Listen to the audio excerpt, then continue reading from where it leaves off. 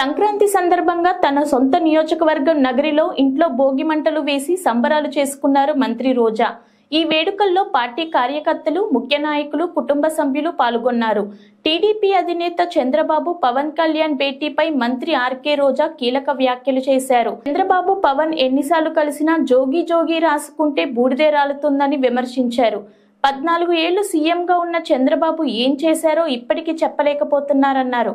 సినిమాల్లో చేసే పవన్ కళ్యాణ్ కు రెమ్యునరేషన్ వస్తుంది.